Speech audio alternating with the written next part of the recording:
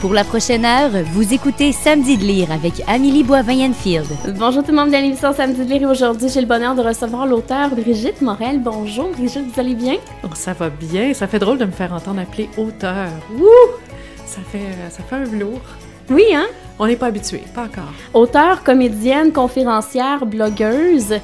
Et on vous a connu à la télévision parce qu'on vous a vu dans plusieurs séries. Pendant plusieurs années, vous avez été comédienne. Depuis quelque temps, on vous voit moins. Oui, je suis toujours très active au sein de l'Union des artistes sur le conseil d'administration et je défends l'accessibilité au travail et les négociations et tout ça, les ententes collectives, les droits au travail des artistes qui sont beaucoup sollicités en ce moment, ou en tout cas, les enjeux sont très grands et les pertes peuvent être très grandes à cause de l'Internet qui amène une nouvelle façon de procéder. Mais donc, je suis très active, mais pas à l'écran. Mais toujours sur scène parce que les conférences, c'est des one-woman shows, hein. C'était une façon pour moi d'aller me chercher aussi une possibilité de communiquer en restant sur scène parce que c'est l'endroit où je me sens le mieux. Comment ça a commencé, l'idée de vouloir faire des conférences? En fait, ça a commencé au moment où je me suis rendu compte que j'arrivais pas financièrement avec mon métier et que l'intérêt était probablement de plus en plus mitigé. J'avais plus l'impression que j'étais bien là-dedans. Il y avait quelque chose d'autre qui m'appelait, mais je savais pas quoi. Et finalement, on sait pas si c'est à cause de ça qu'on travaille moins ou c'est parce qu'on travaille moins et qu'on se sent comme ça. Mais j'ai été voir un orienteur et je voulais me préciser. Mais en même temps, c'était très, très insécurisant parce que le métier d'acteur, t'es identifié à ça. C'est ton identité. Tu sors partout, t'es acteur. Tu sais, t'es pas comme un médecin, tu rentres chez vous, t'es tranquille. Quand t'es acteur jusqu'à tes voisins qui te regardent. Tu sais, t'es tout le temps identifié à ce rôle-là. Et je voulais avoir quelque chose je me disais, j'ai été musicienne, pianiste pendant plusieurs années. Et après ça, j'ai été comédienne. Puis là, j'ai dit, si j'ai un troisième métier à faire, je veux que ce soit le dernier. Ah, OK. Et on a travaillé fort avec l'orienteur et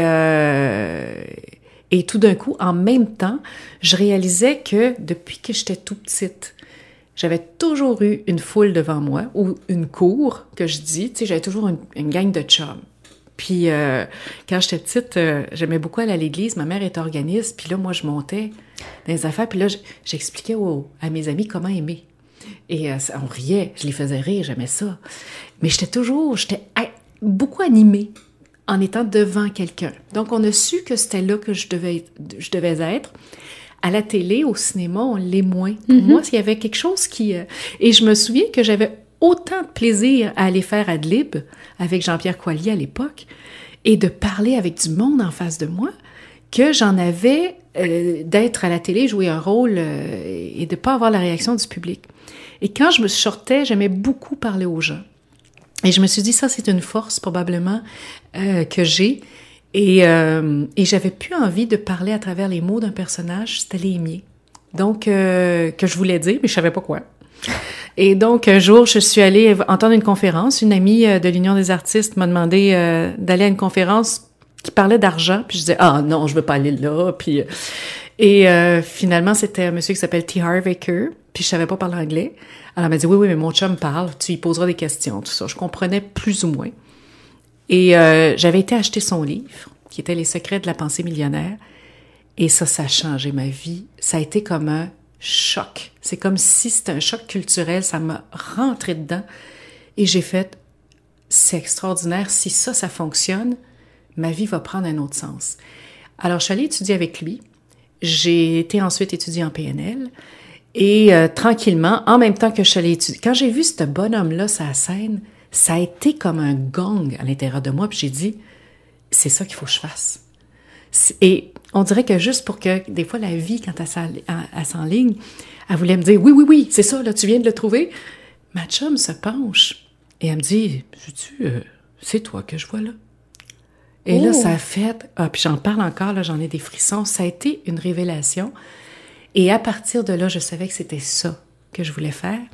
Et toutes les portes se sont ouvertes, où tous les obstacles sont tombés. Je suis partie aux États-Unis, je suis allée j'ai appris l'anglais sur le tas. J'avais un cours qui était justement pour devenir conférencier.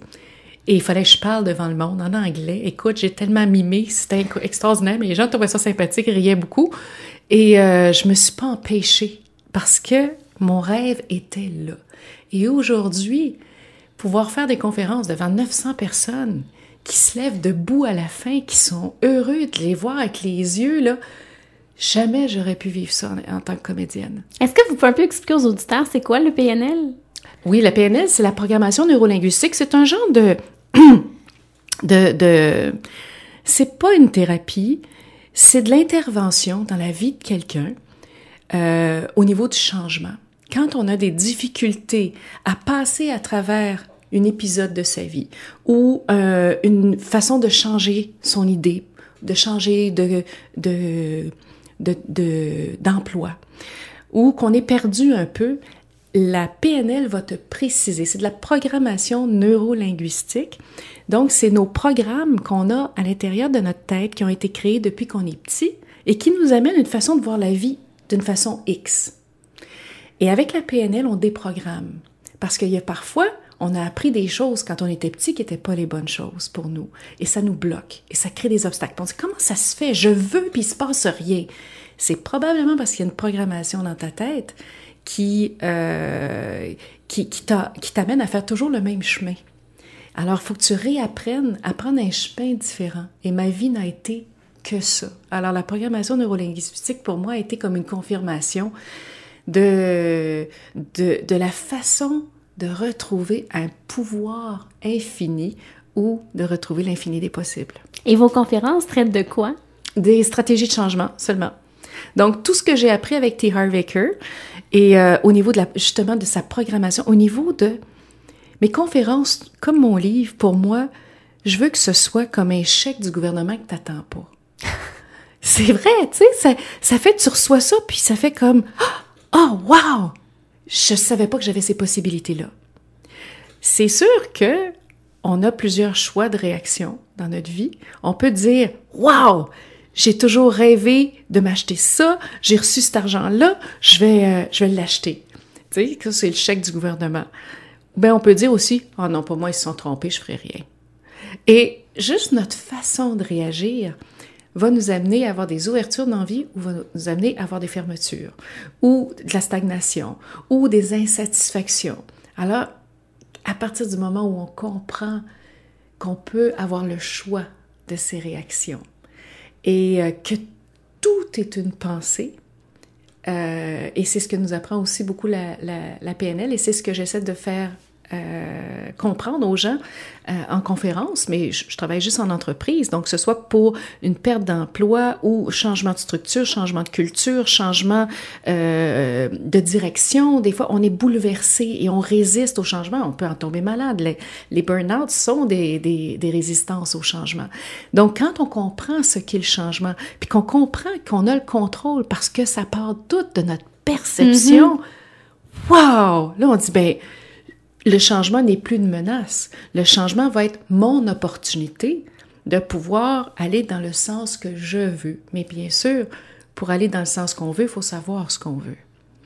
Alors, de là, la difficulté. Mais donc, ça fait des conférences qui sont comme des portes ouvertes, des portes qui s'ouvrent dans la tête des gens et qui voient finalement le problème plus comme un problème et dire « Oh, j'ai envie de m'embarquer, j'ai envie de me motiver, j'ai envie d'aller chercher quelque chose qui va être signifiant pour moi. » Et vous êtes aussi coach en réalisation? En réalisation d'objectifs, oui, à la maison. Ça fait quoi, ça, une coach en réalisation? Ben, ça fait de la PNL. OK. Ça fait beaucoup de programmation neurolinguistique, mais moi, j'ai étudié aussi aux États-Unis avec une femme extraordinaire qui s'appelle Mary Morrissey, dans un programme qu'on appelle Brave Thinking Master. C'est de la maîtrise de la pensée, comment je dirais, musclée. En fait, on se muscle pour être en forme dans la vie. Dans le cerveau, c'est la même chose. Et parfois, notre petite voix est beaucoup plus forte et nous empêche de voir. Tu sais, c'est comme on dit, quand tu as le nez collé à l'arbre, tu ne vois pas la forêt. Donc, moi, je sers de guide pour se décoller le nez et de voir une perspective différente. Et de sculpter ou de muscler le cerveau à penser d'une façon dynamisante et non d'une façon paralysante. Et je parle pas ici de pensée positive ou négative. Je parle d'une pensée qui est constructive, propre à la personne même. Et c'est encore une fois une possibilité aux gens de dire « j'ai un objectif, comment ça que je suis pas capable d'y arriver? » Et de dire « OK, on va le travailler. On va travailler ton objectif, on va travailler la solution. On va pas travailler le problème. La thérapie travaille le problème. Ce que j'aime en programmation neurolinguistique, c'est qu'on travaille toujours en vue de la solution. En vue de où est-ce que tu veux te rendre, je vais t'aider à te rendre. » Et avec tout ce que j'ai réalisé depuis que ma vie a basculé, et avec tous les gens que j'accompagne, je peux dire aujourd'hui que il n'y a aucune, mais vraiment aucune, et je pourrais le répéter 100 fois, limite à ce qu'on peut faire dans la vie. Puis en même temps, en tant que coach, ça doit être le fun aussi de pouvoir aider des gens à atteindre leur but, à atteindre leur réalisation. Quand je les vois changer, puis souvent ils s'en rendent pas compte, mais quand je les vois qui se mettent à penser, et là, c'est eux autres qui me le disent, ils me nourrissent autant que moi je peux les nourrir parce que je les vois devant moi commencer à sortir de la victimite, que j'appelle, et à se trouver des façons de faire par eux-mêmes. Parce qu'un coach, c'est pas quelqu'un qui va te dire quoi faire, c'est quelqu'un qui va te suggérer ou qui va te poser les bonnes questions. Il est en écoute, puis il va te poser les bonnes questions. Donc, des voir se réaliser, puis quand les résultats arrivent, quand ils te regardent comme si ça se peut pas, ça doit être magique, puis là, je leur dis tout le temps, non, tu viens de me payer pendant tant de semaines, c'est pas magique, c'est toi qui as fait le travail. C'est extraordinaire. Si vous me permettez, Brigitte, on s'arrête et au retour, je veux qu'on parle du roman, là. Parfait.